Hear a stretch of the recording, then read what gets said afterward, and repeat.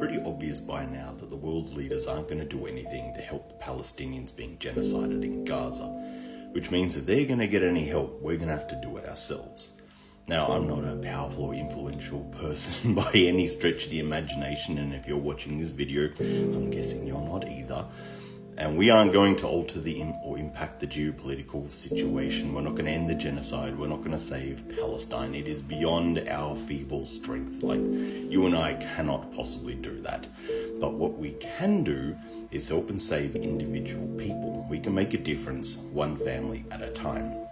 Now, if you're also like me, you've seen a ton of GoFundMes going around for Palestinian families, and I'm fatigued by them, and I'm guessing you are as well, especially when you consider so many of them are kind of mixed up and they're scams and they're all sorts of nonsense mixed in there, right? People just taking advantage of the situation. But there's one awesome group that's on all the socials, I'll put a link to them at the bottom, called Pali Liberation, and their whole thing is to go and find these GoFundMes and verify them. They talk to the families, they get videos from the families, they get all the information that can verify that these are real people in real dire straits that really need help.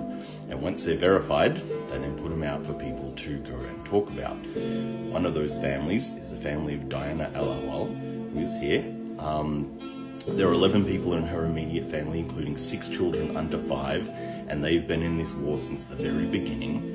Originally they're from Rafah, I believe, and then they made their way to Khan Yunis, and they have been living on canned food, dirty water, living in tents. You go to this page, you'll see all the stuff they've been through. It's very well documented.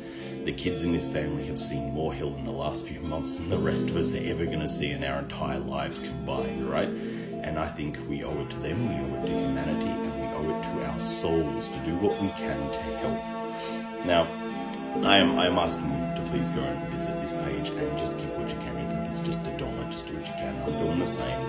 If you can't donate, then help spread the word. Like, please engage with this post or share it, or go visit Pali Liberation and share any of the verified families on their page.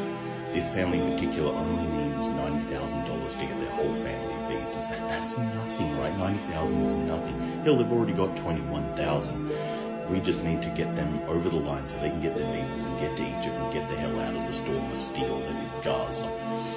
And I mean, you know, if you're also like me, you've been dying for something to do about this, right? It is so soul-crushing to be powerless in the face of such horror that we're seeing over and over and over every single day. And, you know, the liberation of Palestine will not come from the powerful political class. It will not come from any of the world leaders. It will only come from the hearts of normal people like you and me. And I'm tired of feeling powerless, and I want to do something. And this right here is an actual, real, tangible, practical step of something you can do to make a difference.